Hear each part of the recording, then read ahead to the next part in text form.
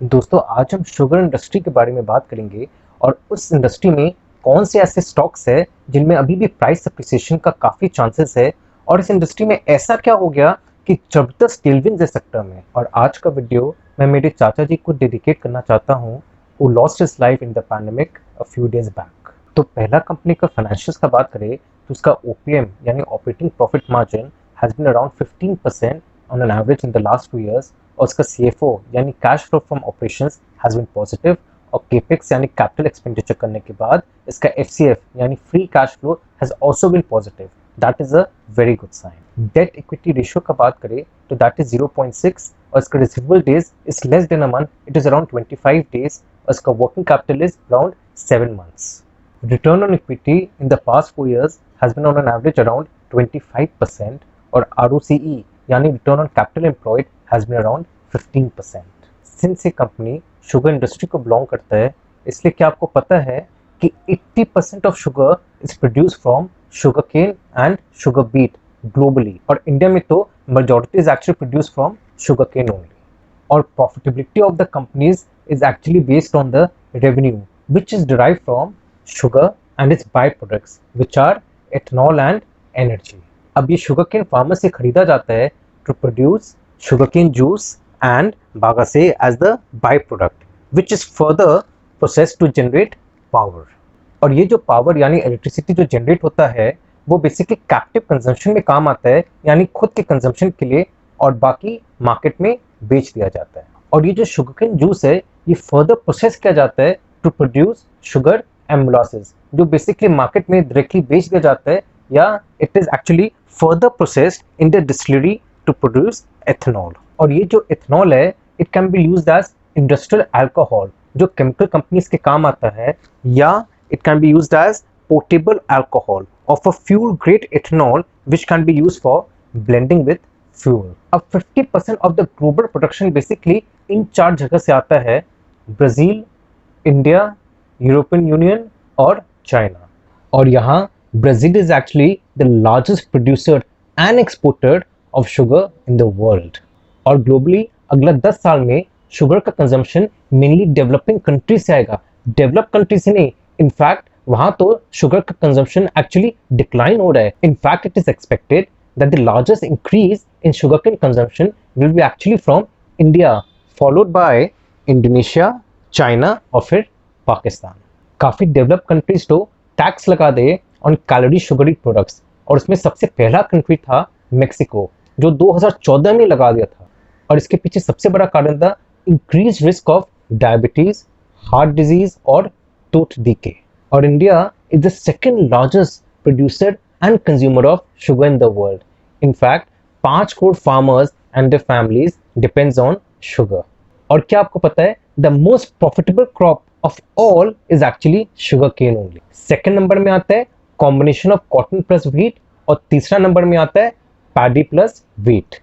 Sugar cane को उगाना और उसको देखभाल करने में भी खास एफर्ट नहीं लगता है। In fact sugar cane crop is actually called the lazy crop क्योंकि इसको खास मेंटेनेंस की जरूरत नहीं है। ऊपर से ये क्रॉप खास डिपेंड नहीं करता है on weather fluctuations as well. इसके अलावा फार्मर्स को फिक्स प्राइस मिलता है अपने क्रॉप का और यहाँ कोई मिडलमैन भी इन्वॉल्व नहीं है between the mills and the farmers. Sugar cane prices is also determined by the central government और कुछ स्टेट गवर्नमेंट्स अपना फिक्स करती है शुगर केन प्राइसेस जैसे आपका हरियाणा हो गया, पंजाब, उत्तराखंड और Uttar Pradesh. Sugar mills that buy cane also have to purchase the crops from the farmers within a specified radius known as the cane reservation area। और अपना कंट्री में सबसे highest production of sugar cane होता है उत्तर प्रदेश में और उसके बाद सेकंड नंबर में आता है महाराष्ट्र, तीसरा नंबर में कर्नाटका, फोर्थ में आता है आपका तमिलनाडु और फिफ्थ में Bihar. 80% of the total cane production India actually ये टॉप 5 स्टेट से ही आता है। And to extract maximum sucrose from sugarcane, the time between cutting and processing should be minimized। और इसलिए जितने भी मिल्स है वो केन ग्रोइंग एरियाज के पास ही सिचुएटेड रहता है। अब ये जो शुगर इंडस्ट्री है ये साइक्लिक के नेचर है और बेसिकली अराउंड 5 years का साइकिल रहता है। 3-4 साल तो रहता है ओवर प्रोडक्शन का और बाकी 1-2 साल बेसिकली लोअर प्रोडक्शन का रहता है। इसलिए शुगर साइकिल जो है it is determined bye supply rather than demand.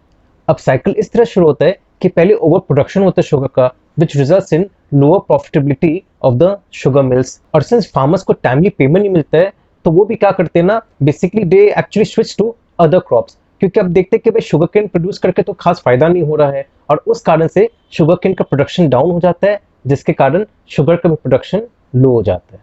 और जब वापस डिमांड सप्लाई से ज़्यादा हो जाता है तो शुगर केन मिल्स का प्रॉफिटेबिलिटी इंक्रीज हो जाता है। अब प्रॉफिटेबिलिटी इंक्रीज होने के कारण वो आराम से पेमेंट कर पाते हैं, फार्मर्स को टाइमली पेमेंट होता है, फार्मर्स वापस स्विच कर देते तो शुगर केन क्रॉप कल्टिवेशन, क्योंकि ईजी है ना कल्टिवेट करना, और अच्छा इसमें कम मेहनत में अच्छा खासा कमाई हो जाता है।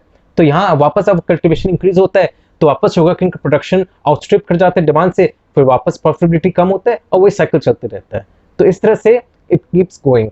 इसके अलावा भी ऑब्वियसली कभी ड्राउट आ जाता है या ऐसा कोई क्लाइमेटी आ जाता है जिसके कारण प्रोडक्शन डाउन हो जाता है, तो उस कारण से भी बहुत बार प्राइसेस ड्रिवन अप हो जाता है और सबको फायदा होता है, from farmers to sugar cane mills. पर सबसे ज्यादा फायदा तो शुगर केन मिल्स को होता है, क्योंकि काफी हद तक द प्राइस जो है जो फार्मर्स को दिया जाता है that is actually fixed and that is determined by the centre and the state.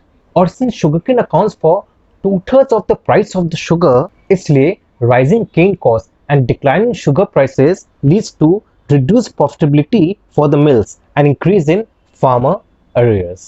अब हुआ कि 2011-12 से 2018-19 तक शुगर के जो प्राइसेस है वो मोर लेस स्टैग्नेंट रहा, कोई खास बढ़ा ना कोई खास घटा। अब बढ़ा नहीं, पर शुगर के जो प्राइसेस थे वो काफी बढ़ गया, ऑलमोस्ट डबल हो गया।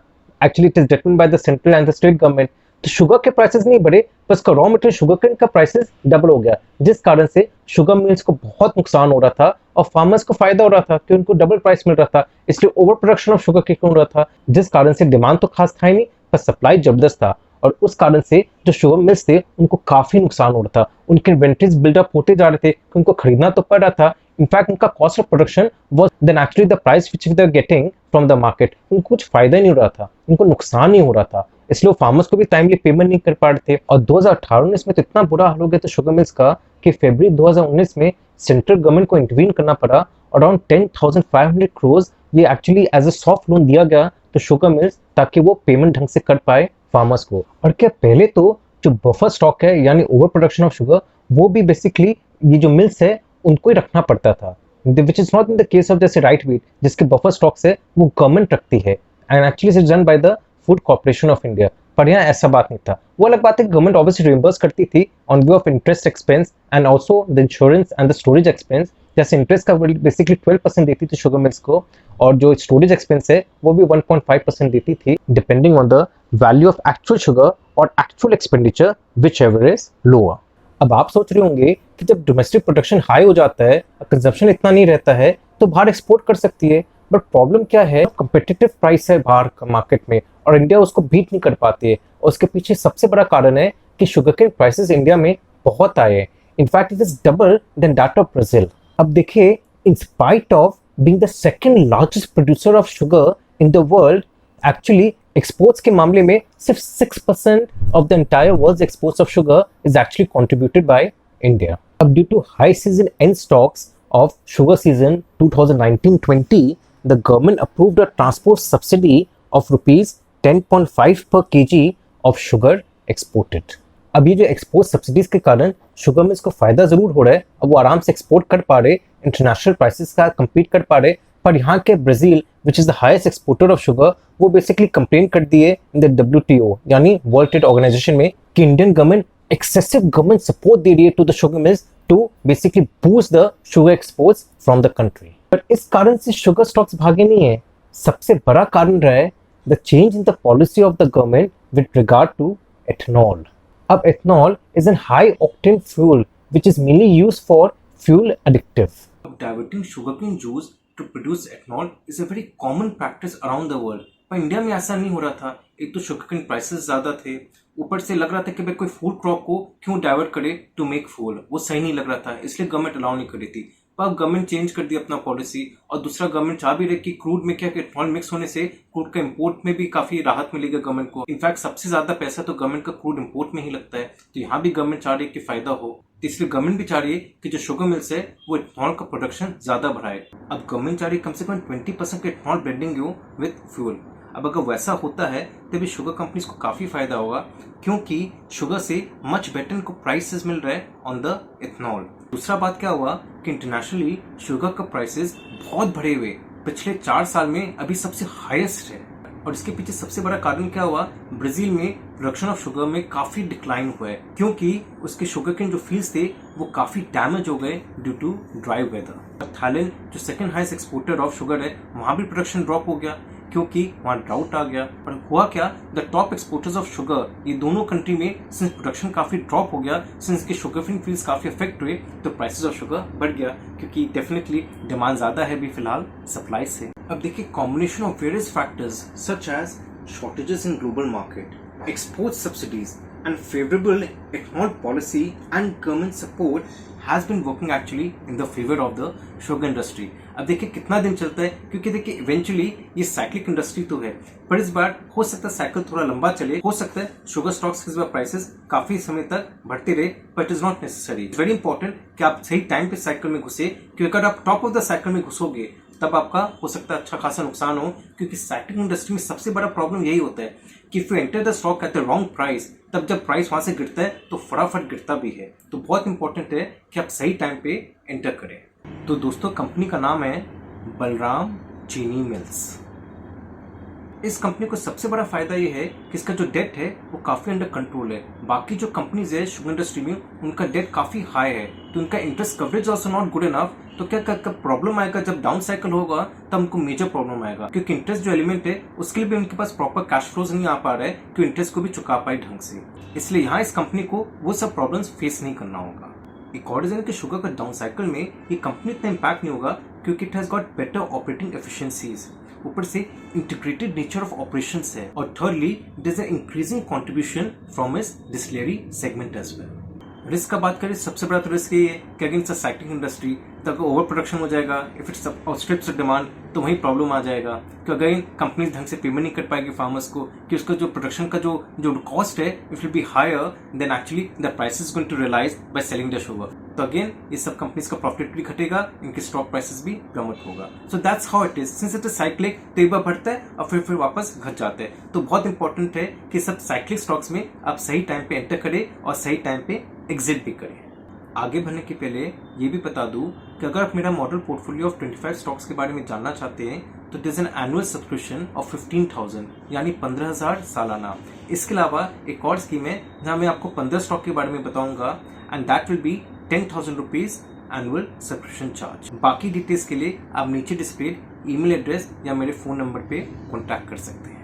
एक और कंपनी के बारे में बता सकते हो, धामपुर शुगर मिल्स। और इस कंपनी का भी फाइनेंशियल्स देखें तो इसका ओपीएम यानी operating profit margin has been around 15% and on average in the last few years, और इसका सीएफओ यानी cash flow from operation has been positive, और केपेक्स करने के बाद इसका FCF has also been positive. इसका भी रिसीवेबल डेज अराउंड 1.5 महीने का है, और वर्किंग कैपिटल बेसिकली 7 मंथ्स का है, और इसका आरओई यानी return on equity has been around 15%, और आरओसी यानी return on capital employed has been around 12%।